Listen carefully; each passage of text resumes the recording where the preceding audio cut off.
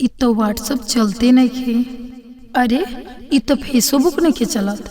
अच्छा एगो औरी आइडिया बा, इ तो इंस्टाग्राम नहीं खे चलत। कितना लोग के रोजी रोटी पर लात मारा गई, कौना निपुत्रा के नजर लाग गई खटे। कितना लोग अपन टाइम पास करत हुई अपना गर्लफ्रेंड बॉयफ्रेंड के साथ में, सब लोग के पेट पर लात मारा गई। अरे रुका, अपना सखी के लगे फोन लगा के पूछा था नहीं, उनकरो तो व्हाट्सअप बंद नहीं खे।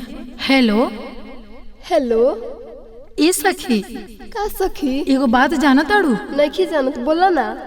अच्छा नहीं खो जाना ना, अभी 20 मिनट पहले फेसबुक व्हाट्सअप इंस्टाग्राम ये तीनों बंद बा। मैंने सहारा दिलाई कहीं क्या देखना छुपा मजाक करेलू अभी। अच्छा तो के लागत कि मजाक करत नहीं, ठीक बा। ला सुना, बंद भइल फेसबुक व्हाट्सअप हो ए सखी कैसे बतियाबू। बंद भइल फेसबुक व्हाट्सअप हो ए सखी कैसे बतियाबू। कैसे बतियाबू अपना यार के दिखाइबू। कैसे बतियाबू अपना जानू के दिखाइबू। मैसेज या चैटिंग न कर पाइबू हो ए सखी कैसे बतियाबू। मैसेज या चैटिंग न कर पाइबू हो ए सखी कैसे बतियाबू। हमके तो मजा आ गई, बड़ा बतियावत रहिया, सीना में सट लेनी बाई। जानू बाबू सोना बहुत मजा आवता हमके। अब बतियाला घंटा बतियाइया।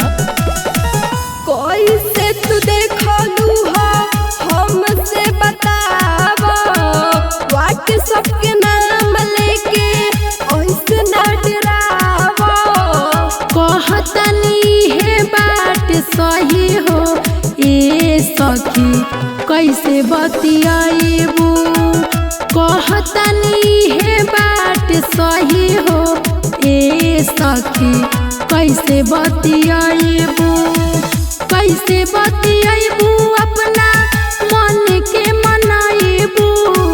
कैसे बतियाबू अपना जानू के मनाइबू। कहतनी है बात सही हो ए सखी कैसे बतियाबू। मैसेज या चैटिंग न कर पाइबू हो ए सखी कैसे बतियाबू। ए सखी का हो?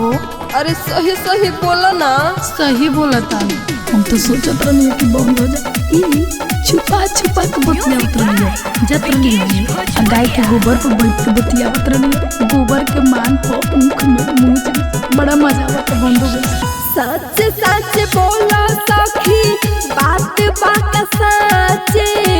हमारो कपार लागल टेंशन से नाचे। इतना दिन से मरले बाड़ू माजा हो ए सखी कैसे बतियाबू। इतना दिन से मरले बाड़ू माजा हो ए सखी कैसे बतियाबू।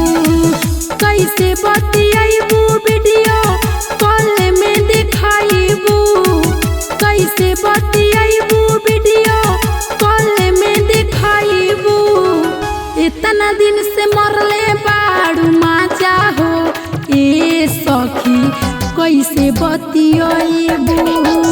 मैसेज या चैटिंग न कर पाइबू हो ए सखी कैसे बतियाबू। अन्नो रिकॉर्डिंग स्टूडियो